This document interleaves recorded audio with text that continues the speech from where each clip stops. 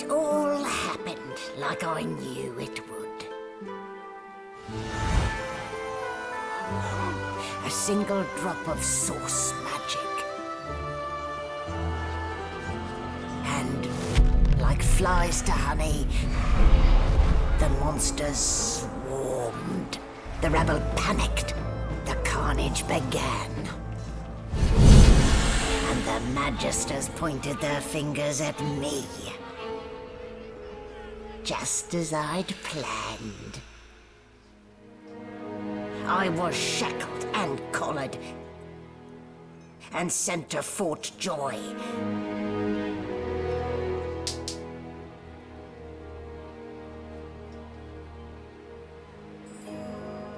I'd come here to kill Godwoken. But instead, I became part of their story.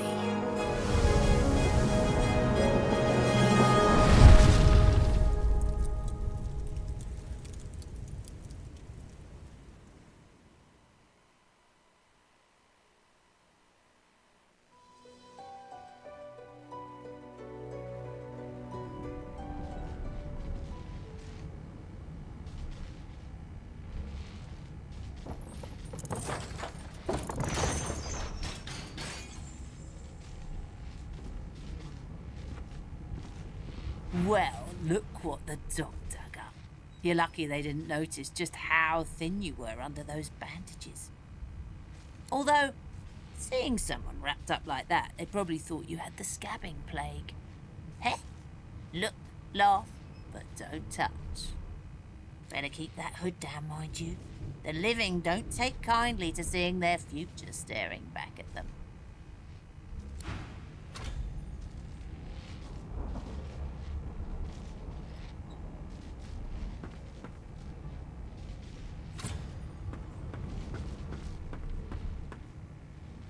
Ah, you're up.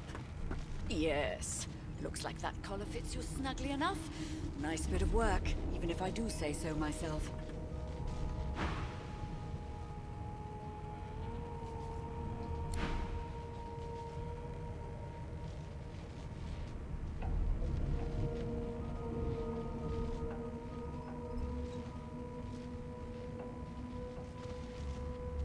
There. Not too tight, I hope. The collar, I mean. Oh, not to worry. Every dog has to get used to its leash. In the meantime, your next stop will be Magister William. All passengers have to be registered in the ship's manifest, and he's the chap in charge of the logs. You'll find him on the other side of this deck, in the officers' quarters. Why, for my peace of mind, of course. Why don't you try casting one of those source spells of yours? See what happens. I'll need to write to headquarters right away. Currents of magic surge inside you, boiling, bursting, then breaking, only to fade back into your soul like rain into the earth. You better stop before you hurt yourself. All will, but no result. There you have it, see? The collar's function. It neuters you, of sorts. Makes you unable to cast source. For your own peace of mind, of course. Yours and the whole world's.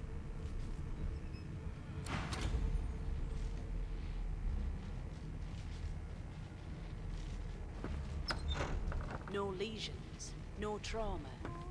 Good gods! There's been a murder here. Sing a song, I know you can. I forgot how to sing. I did. It was one of them. I know it. You put a knuckle in it. I'm trying. I spent my life singing for my slaves to bring me my supper. Finer fare than boiled roots and rotten tubers, too. Meanwhile, the Magisters feast on honeyed meat behind this very wall. The indignity. You think me mad? Mad? No. Insufferable? Surely. Here to register, sir. Good. You faring okay so far? Glad to hear it. You head on in now. Williams will get you sorted fast. Keep those bolts If she tries to run, shoot to kill.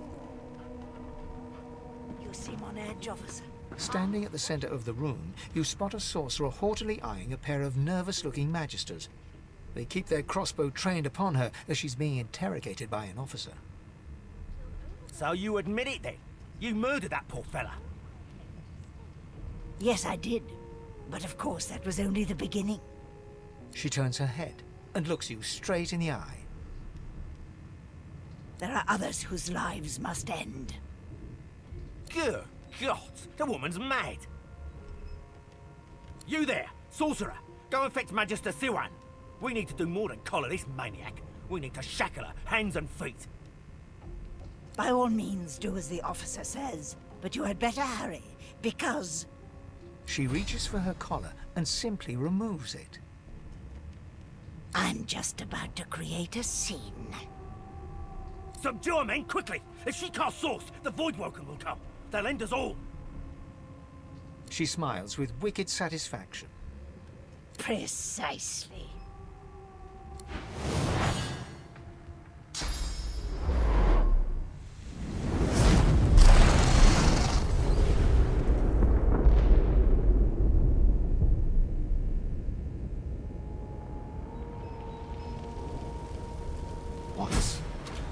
What's happened?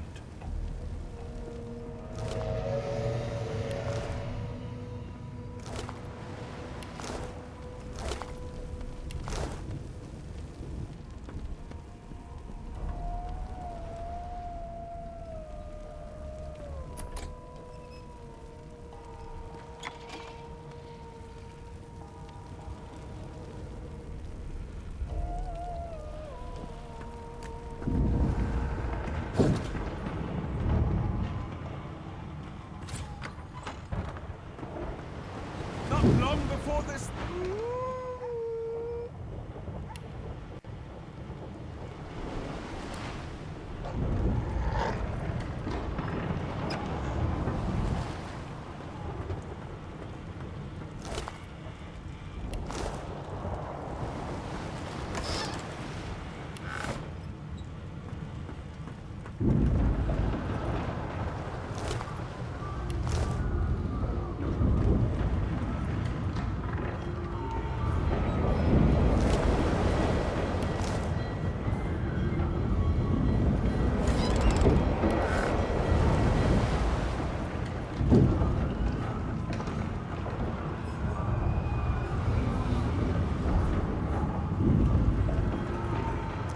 Great gods! Something's pounding on the hull!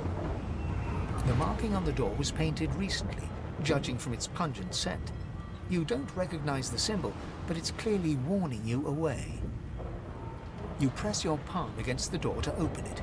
Your fingers clack against the wood, and you suddenly feel grey. The touch leaves you numb, dull. It doesn't budge.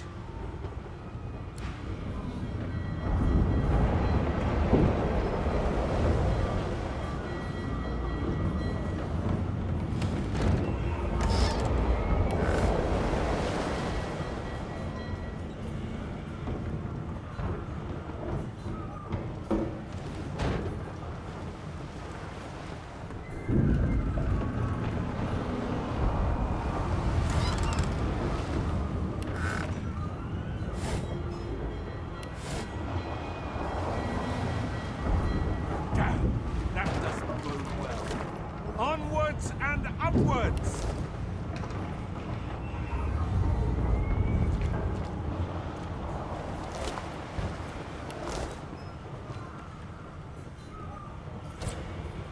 You pass through the door and are suddenly face to face with an undead.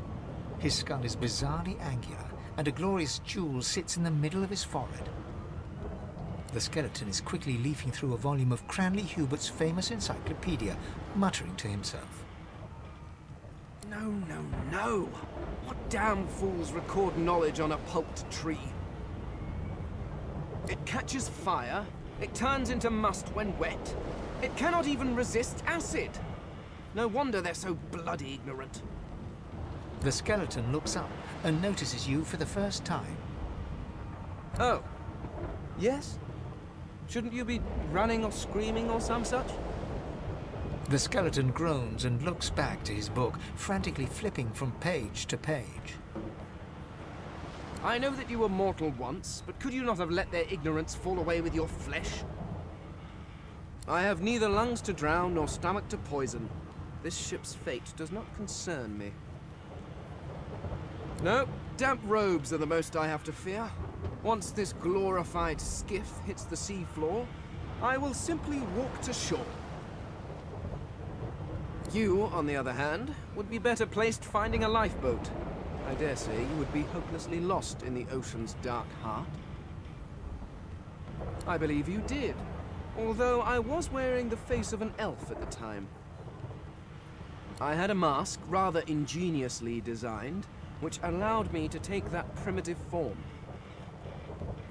A mask that was stolen by that damned witch after her little scene. Still, she'll drown with the rest of these fools, and I will simply pluck my mask from her cold, dead hands. The skeleton holds up his book in one quick, frustrated movement. I am trying to discover if there is anyone worth saving. And I will be damned if I let the lives of some mayflies get in my way. Go on, go. Swim or drown or do whatever takes your fancy. I have a book to read.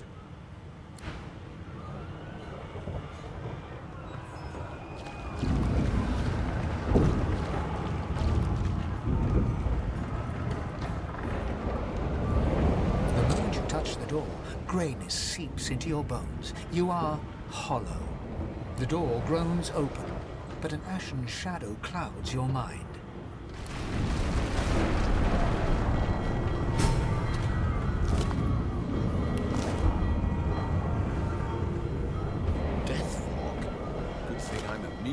Still, this means trouble.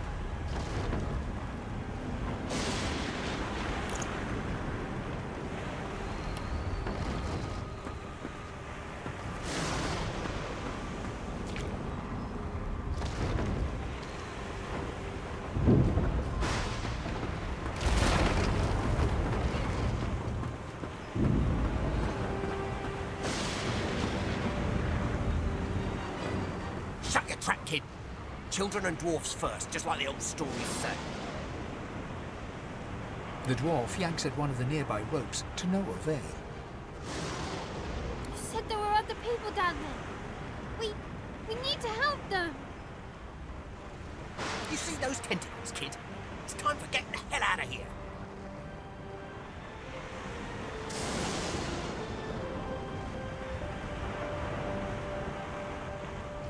Thank you! There's a ladder right over there. You can go straight down. You're gonna be the death of us, you hear?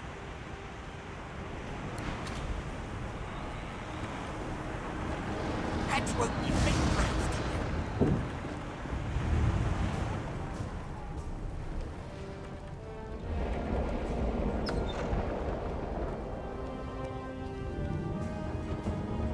The Magister lies on the floor, unconscious and bleeding from a dire-looking wound.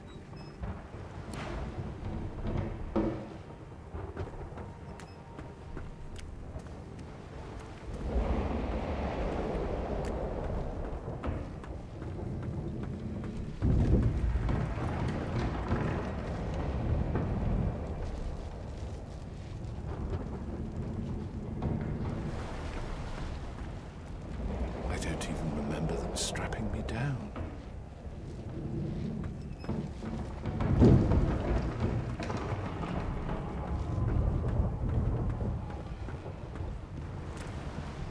If you could walk, get yourself off the ladder.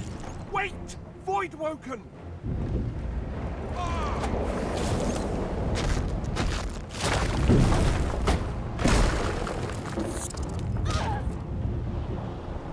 I thought Voidwoken was supposed to be scary.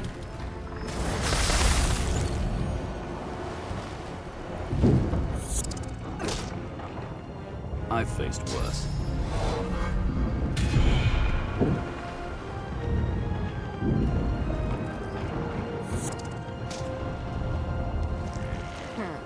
Let the games begin.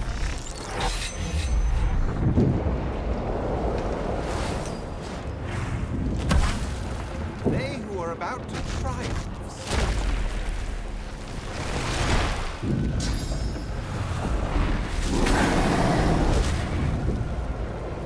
These beardless bugs won't sink the ship on my watch.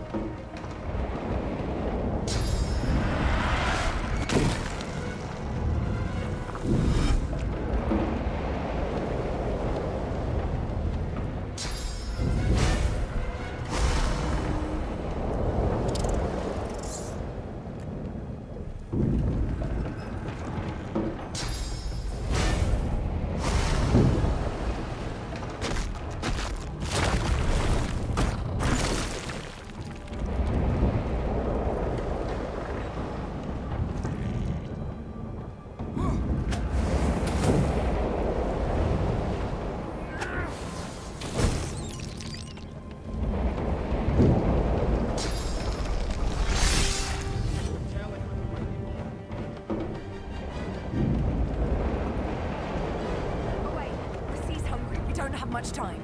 They smell even worse dead than alive. Let's head above decks.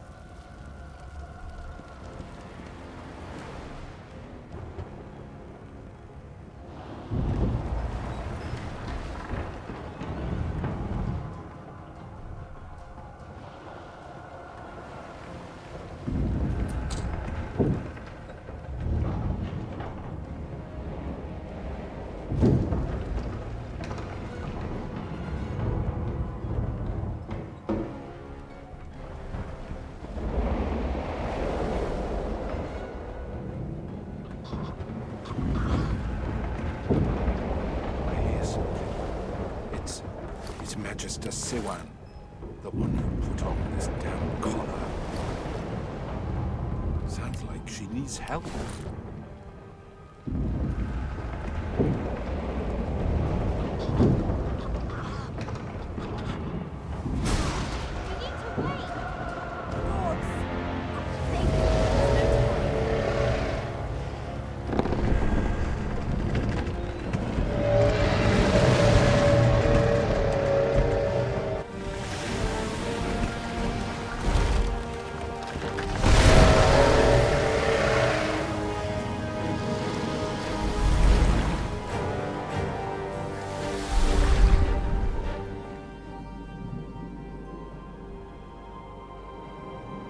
I have plans for you, child.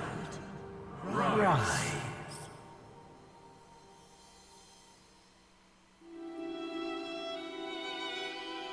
Honorable Dallas, we lost a ship sailing sorcerer prisoners to Fort Joy.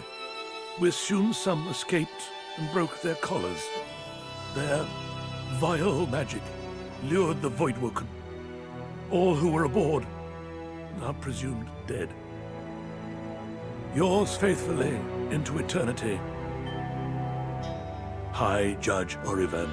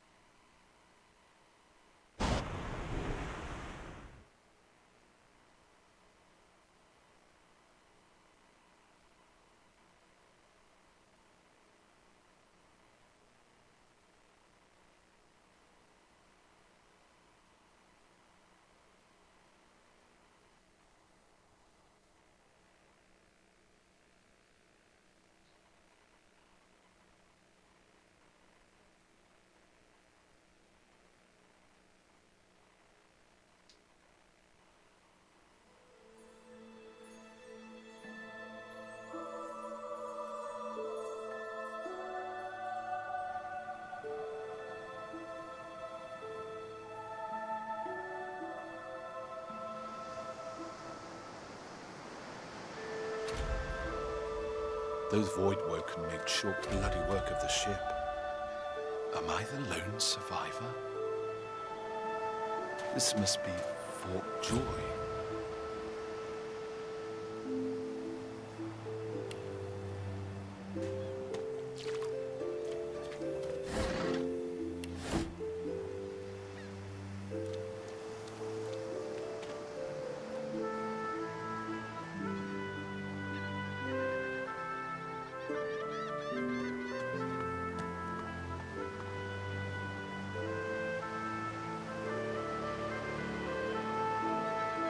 I thought the Order would get rid of any trace of the old Source King.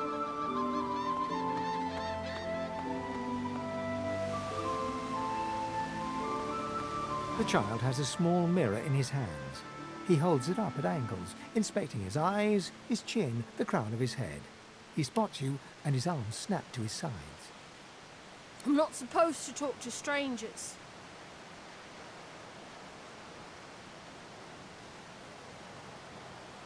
He shrugs and continues the game with a mirror, inspecting inside his nostrils and around the back of his knees. Source? They told me I'm a sorcerer. The child screws up his face and looks at you hard. He lifts his mirror up to his nose, closes one eye, and looks at himself again. I don't see any source on you or me. I guess they're wrong. Or crazy. Maybe you're right. At least they don't mind where anyone goes. They know we can't leave the island, and it's a lot nicer out here than outside. They're gone now. The Magisters took them already. I guess now they're cured. And maybe they're waiting for me back at home. But you didn't die. I guess I am, but it's just normal to be scared. Nowhere isn't scary. There isn't anywhere safer. That's what I mean. You'll see.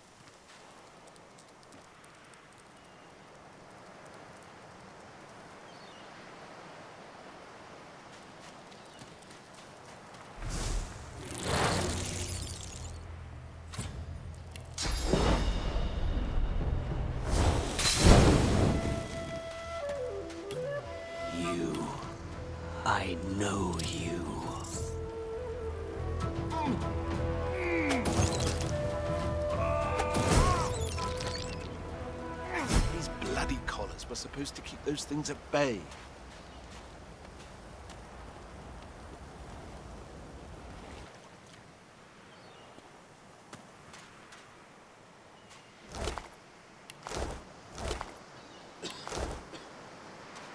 Drowned and eaten by a void woken. I wonder in which order.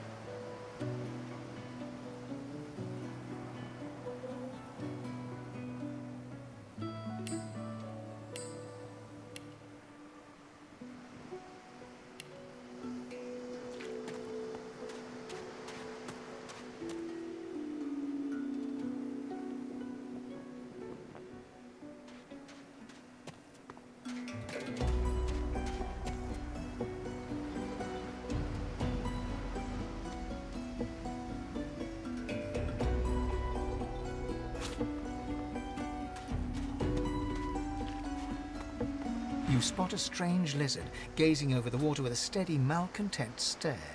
His skin is of a bright, blood-red color. Could he be... Yes, you recognize him from the ship.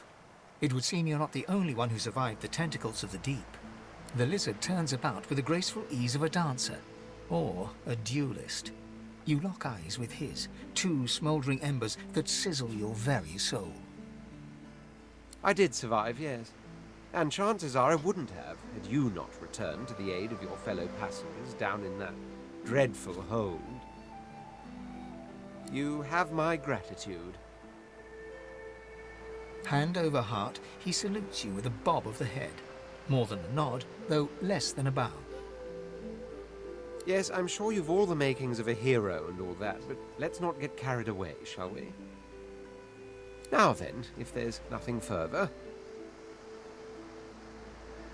I'm sure I don't mean to sound condescending, but I had thought it quite self-evident I was gazing out over the waves.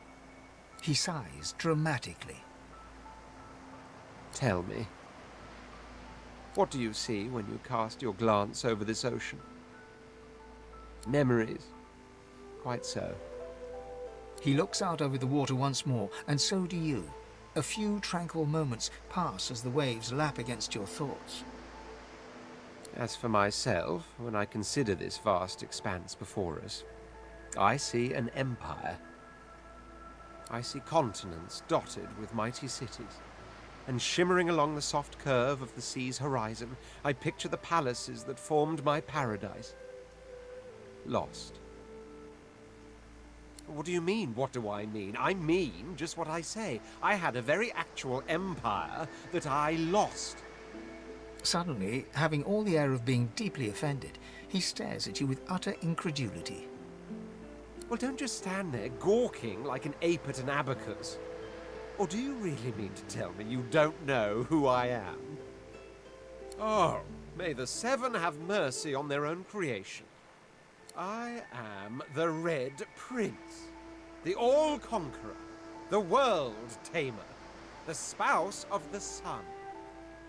Of course you know me.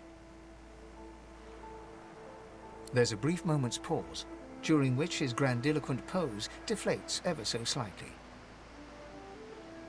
That said, I suppose I must own up to the fact that I find myself rather in between all-conquering and world-taming opportunities at the moment. The grandeur that is my fate has hit a bit of a snag. But never you worry. For the throne I was destined, and my throne I shall have. Truly. A kind offer indeed. And you've already proven to be trustworthy enough. You came back for the others on that ship, after all. Fine, I accept. On one condition. For reasons I'll not disclose right now, it is imperative that I should meet with a dreamer, one of the mystics of my kind. I've reason to believe one of them may be present on this island. Promise me we'll look for him, and I'll extend you the blessing of my company. Jolly good. Oh my word, how you do astound me. Come now, did you really think a handful of linen towels can fool me? But don't worry. I have studied the arcane arts for years, including necromancy and demonology. I do not hold the petty prejudices of common folks. In fact, I prefer the exceptional in all things. Your secret is safe with me. So, now that that's settled, first things first. Even if you are as versed in the art of eloquence as I am, that our swords will be doing a lot of the talking from here on out goes without saying. As a born fighter, I prefer the perfection of the blade myself, but I'm well acquainted with the secrets of magic and, yes, even subterfuge. What say you? Very well. Onwards then to victory or death. The Red Prince nods and gives you a smile that wavers ever so delicately between courtesy and contempt. Now, as you're aware, you'll be traveling with a prince. Proper forms of address include Your Majesty, Your Royal Highness, or if you're feeling particularly frivolous, Milord. As your luck would have it, I seem to be fresh out of luggage, so you won't be required to carry my belongings. Of course, there are other forms of protocol to bear in mind, but I'll see to it you'll pick up the rest as we go. So, without further ado, let us be off!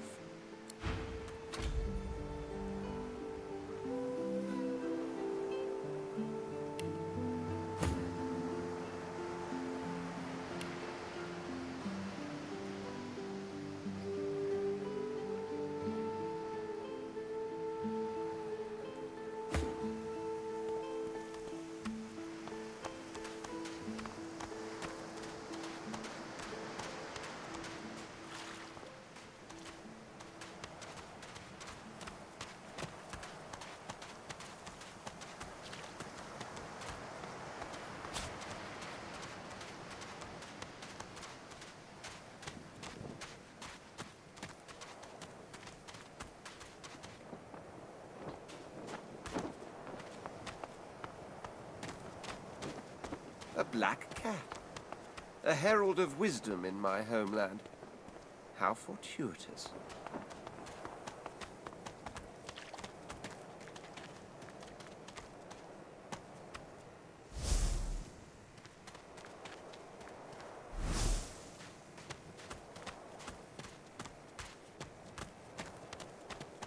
What's this? I found something. I need a shovel. I need to dig here. One must put in due effort if one is to reap the proper reward.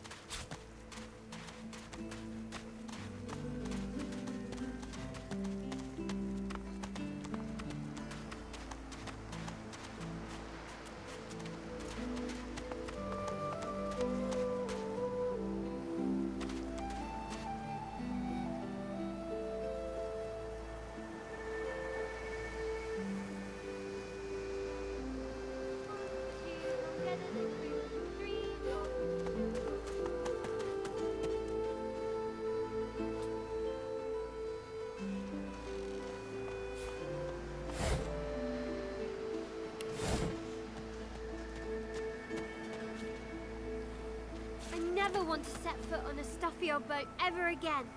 Never. Now where should I put this one?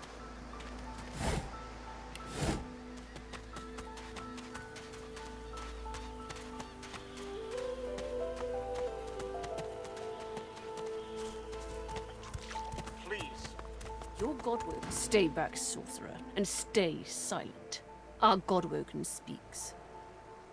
We know you've been helping sorcerers escape, Atusa. We have proof. I'd sooner cut my tongue out than lie to you, Alexander. I know nothing of any escapees. If you can tell the Godwoken no more, your tongue is of no use. Cut it out. This can't be serious, Alexander. Come! You should know by now to obey your superior, Magister, whatever she may ask. Atusa pinches the tip of her tongue with 2 fingers and brings her dagger to its root. Her eyes squeeze shut. Drops of blood form against the dagger's edge and quickly fall to the ground. She groans. Stop! My father, may his soul rest in peace, would be disappointed in you, Atusa. To think you would lie to his only son, your bishop, and your friend these many years. The fate of our realm hangs in the balance. If you will not help us save it, then you will help the Void destroy it. Dallas? Yes, Your Holiness? I believe we're done here.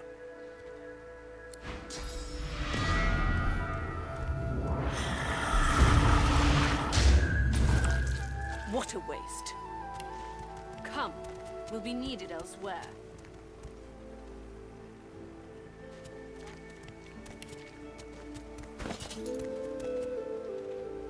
He hasn't changed a bit. Always late.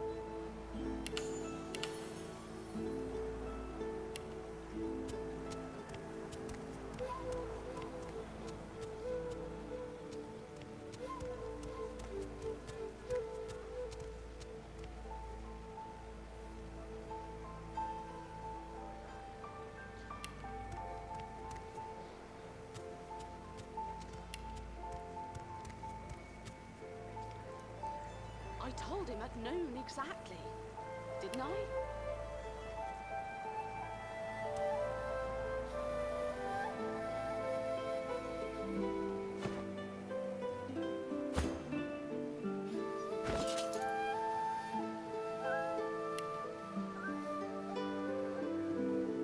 Come on, old man. I can't wait all day.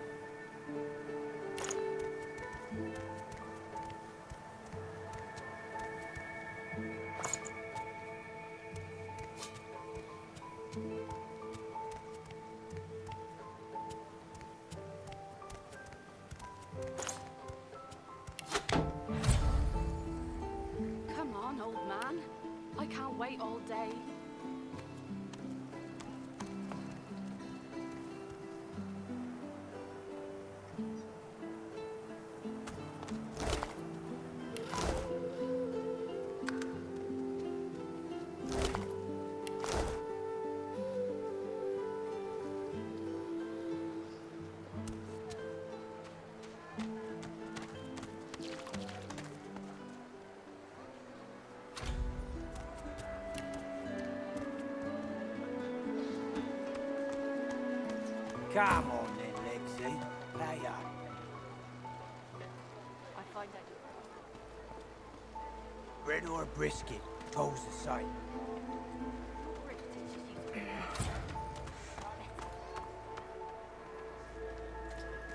Everything now? So this is Fort Joy. What a crumbling disaster.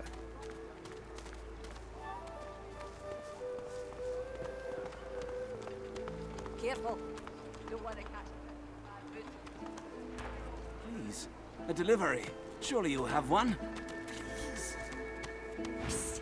Hey, you're a little light in your pack, ain't you, mate?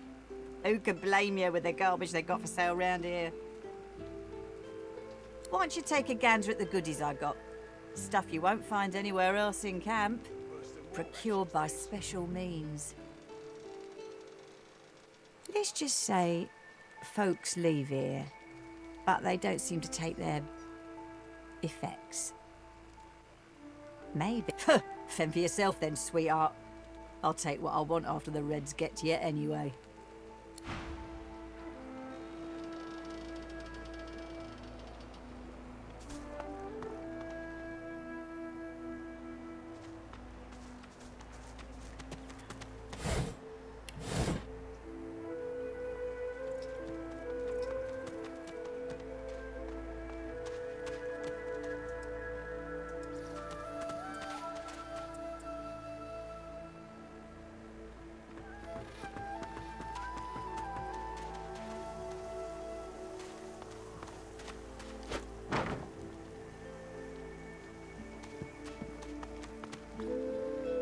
Just as you're about to address the lizard, the Red Prince bars you with an outstretched arm. This man is a dreamer.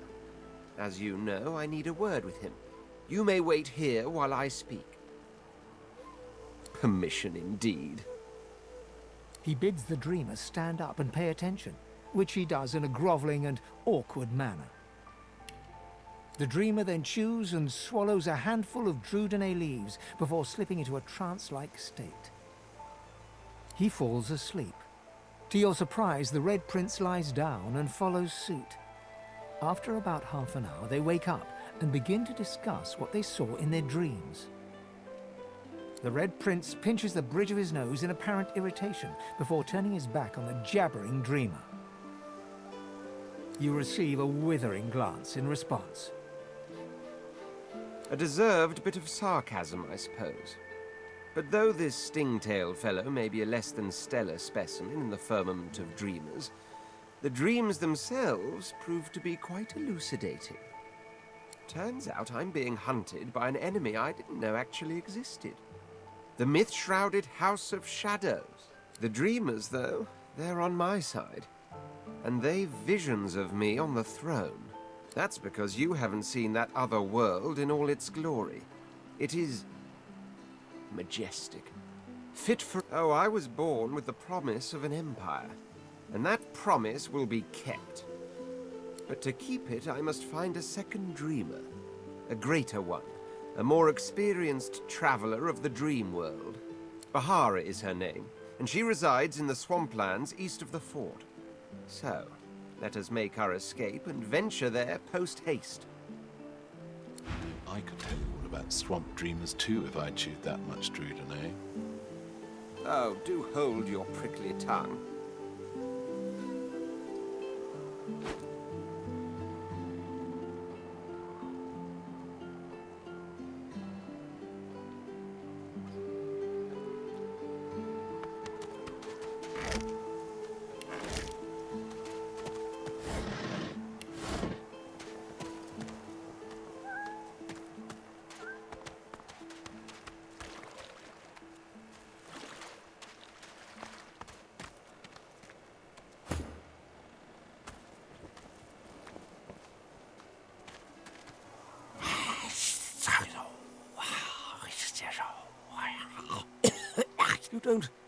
You don't speak.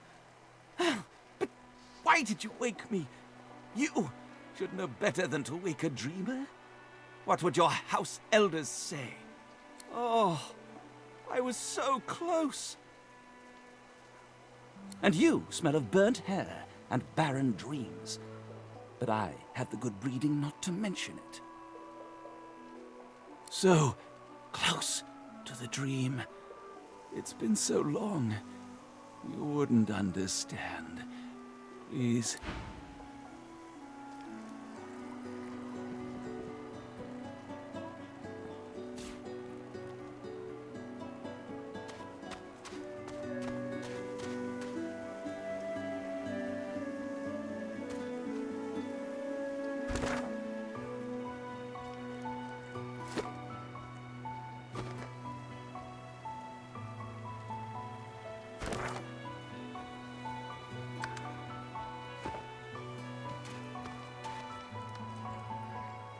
Not to worry. I haven't slept a wink since your last interruption. Not to worry. I have...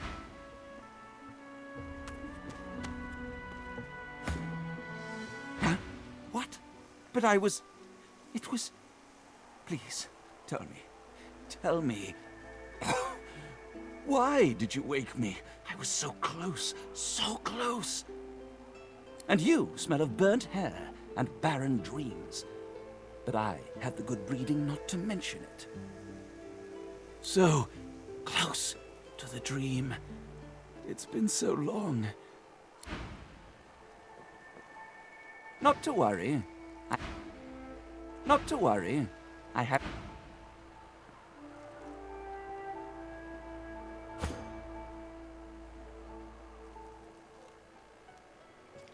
Not to worry.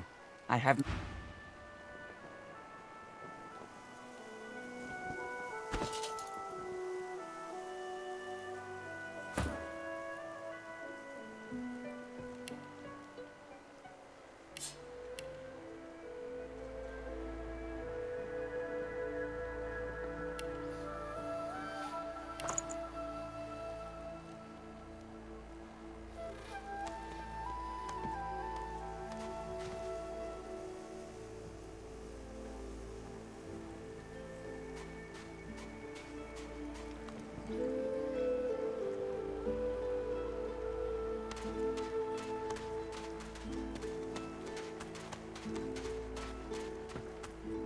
Amid the squalor of Fort Joy, you suddenly spot an elf with diamond features, regal and radiant, but cold too, and sharper than any knife. She was among the sorcerers with whom you fought the Voidwoken down in the hold of the sinking ship.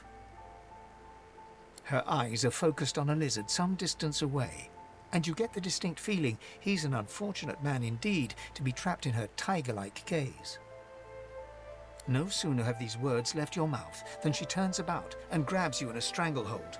You feel the tip of a long needle being pushed a little ways into one of your neck's vertebrae. You caught me off guard. No one catches me off guard. Who are you? To you, I am this pressing pain you wish would go away, but won't. A push, a pivot, and now you suddenly face her, the needle still all too deeply embedded in bone. Despite the precariousness of your situation, you notice a flaw in her diamond features, a curiously shaped scar on her left cheek. Because it is my desire to question him intensely. As for the reason, you're staring at it.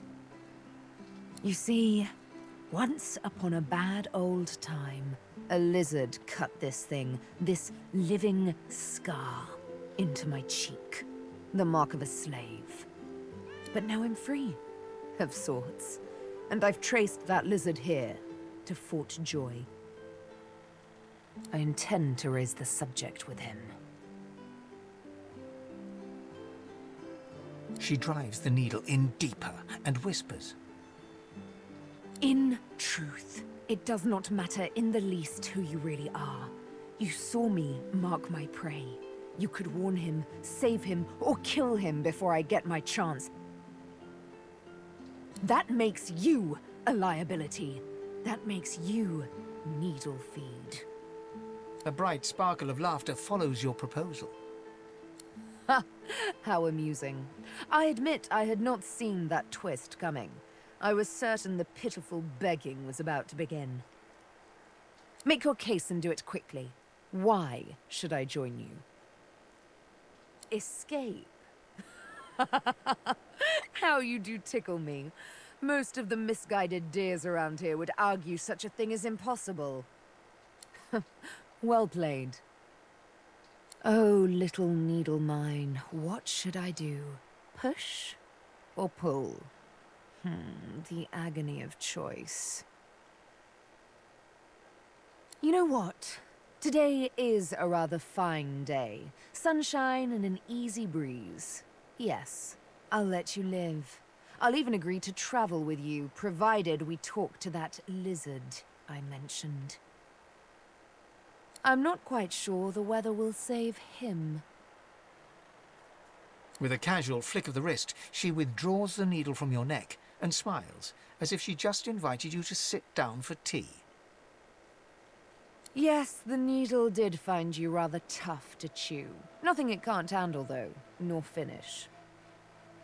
This may strike you as, rather eccentric, but the thought of traveling with one such as yourself quite enthuses me. She tilts her head ever so slightly and looks at you almost mockingly. You can't help but contemplate with both dread and delight the absolute darkness at the heart of her cat's eyes. Yes, this will be jolly good fun. Let's discuss our respective roles then, shall we? You, me, and Death will be playing many a round of hide and seek. So, what role would you like me to play?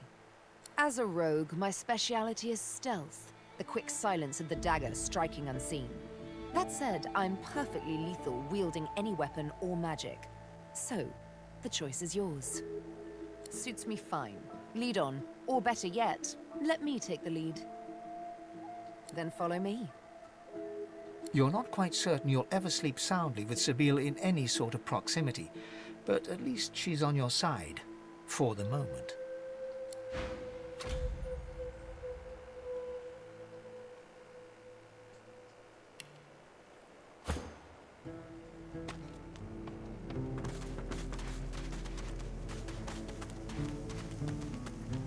As you're about to approach the lizard, Sabine cups your chin between thumb and index finger, then guides your eyes to hers. Listen, I need to have a chat with this here morsel of flesh. He has wronged me once, but may just do right by me this time. To your surprise, Sabine proceeds to throttle the unsuspecting lizard with one hand as she drives the tip of her needle into his lower belly with the other. Then the questions commence. You hear him yelp about the master, lone wolves, and a man called Griff. Then, quite suddenly, there's blood everywhere as Stingtail falls to the ground, face first into his own intestines. Sabine heaves a sigh of satisfaction, and as she wipes her needle clean, shoots you a cursory look. Chat's over.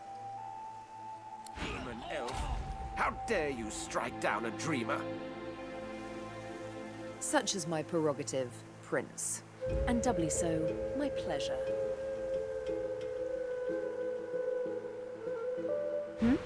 Something on your mind? It's simple. He scarred me, so I scarred him. Extensively. She defies you with devilishly innocent eyes. Can you blame me? Justice tends to be. Anyway, what's dead is done, so let's move on, shall we? Despite my high hopes, this scar disfigures me still. You know what? I'm feeling a bit peckish. And Stingtail mentioned a cook, as it happens. Fellow named Griff. 2 birds, 1 stone. How about it?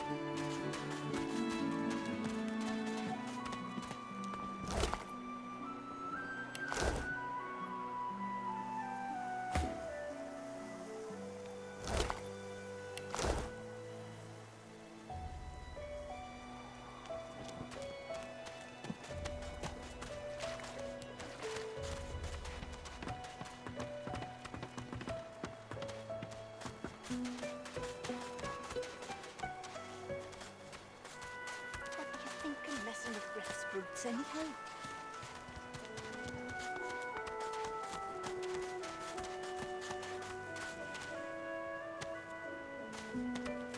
Is that thing eating corpses? The creature heaves through lips gummed with human gore.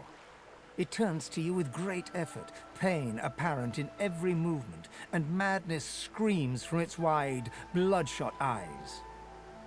You. Quite lost. Quite lost. Careful, or they'll cross your wires. Now, a little query. Where grows the yarrow? Quickly now, for I haven't much time. Maybe I unscrew your lid and poke about inside and set your memory straight. Would that please you? Can you not remember now? Ugh! Where does the yarrow grow? Where?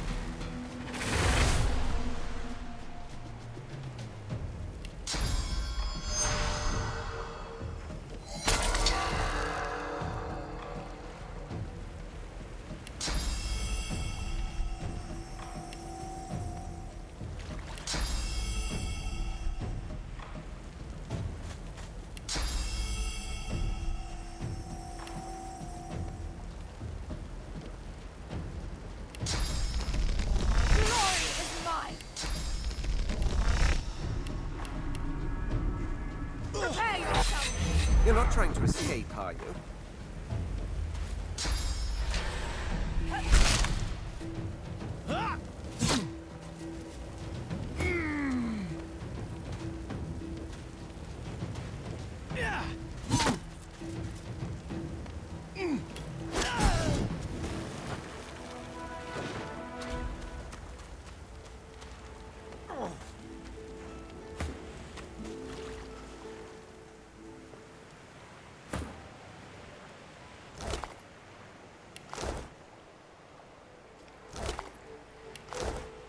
The dead man, creature, thing, lies in a heap on the beach.